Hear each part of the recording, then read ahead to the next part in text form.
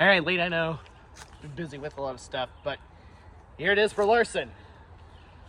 Let's combust this shit for his big Richmond win. Now he's won with both CGR and HMS there. Ooh, bazinga! Woo!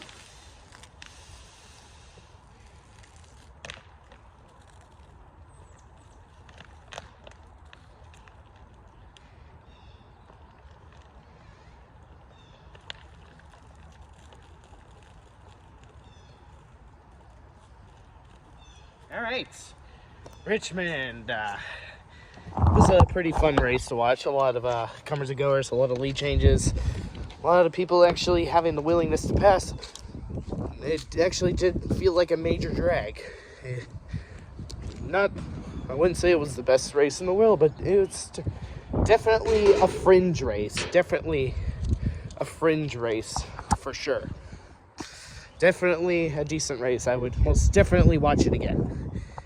Sucks that I wasn't there to see Kyle Larson win that race in person, because my schedule was already booked with a lot of stuff as it was, and the peer pressure from, personal life stuff like school kind of got to me, and I was prioritizing a lot of my school projects too hard to really give this particular Richmond race thought, and the thought of driving toward the same, driving the same route on the same schedule towards Virginia, 6 hours late on Saturday, 11 p.m., and then arriving early as shit in the morning, and then driving back right after the race ends.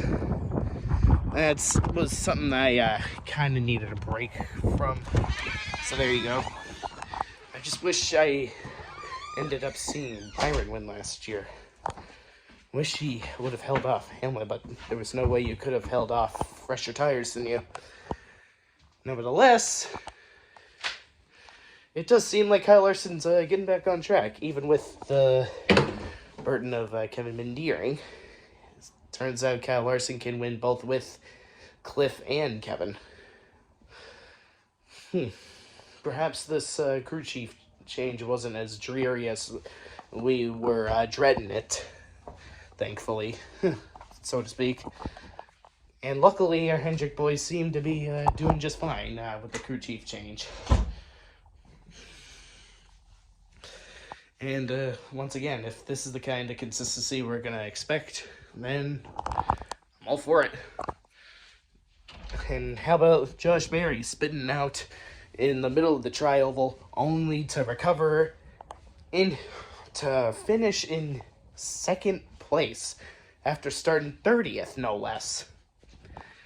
That is some impressive driving by the dude. They definitely picked the right stoic man for that 9 car while Chase is sitting out to rest his leg up. That is definitely a good choice. And Josh has proven himself quite surprisingly. But I think he's going to win because, let's be real. When was the last time a replacement driver filling in an injured driver ever won a race? Because the last time I think that has ever happened was 21 years ago. Holy shit. Holy fucking shit. 2002 is 21 years ago? What? When Jamie McMurray was filling in for Sterling Marlin after his championship-ending crash at Kansas when he, I think, broke his collarbone. And then Jamie McMurray had to fill in for Sterling Marlin, and he won on his second start while holding off Bobby Labonte. Oh yeah, 22 lead changes. This was definitely a Richmond race a lot of NASCAR fans needed after the disappointment of the first half of the 2022 season of very borderline mediocre short track racing. Well, first Richmond race and second Richmond race actually was not so bad last year, but first Martinsville race, yeah, that was a behemoth joke, and don't get me started on Bristol Dirt.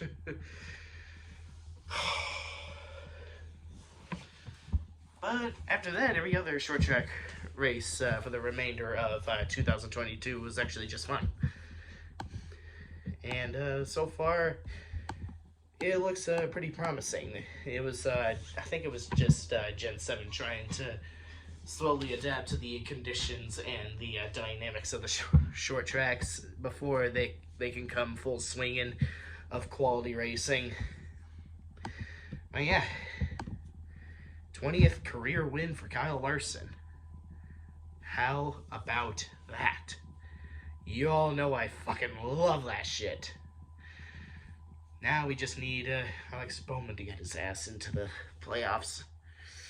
He's already having the best season of his career so far, so there's that.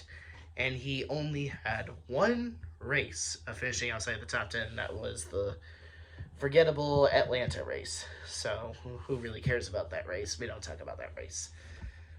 So yeah, this is shaping up to be another strong year for Hendrick Motorsports. And I'm along for the ride. I'm lock and load. Let's get that party rolling. Unfortunately, I'm going to, well, it's not really unfortunate, but as a Kyle Larson fan, it's kind of unfortunate considering Martinsville is his big Achilles heel for short tracks. He seems to be good at virtually every short track except for Martinsville. He just was never very strong at Martinsville. That's the big kink in his short track armor, Martinsville. But every time we notice a weakness amongst our Hendrick men, they always happen to pull through. We talked about how weak Byron was at Homestead, Miami, and Las Vegas. Now he's a winner at both of those tracks. We've talked before about how Chase Elliott was so weak at Pocono, and then Mickiest mouse win yet.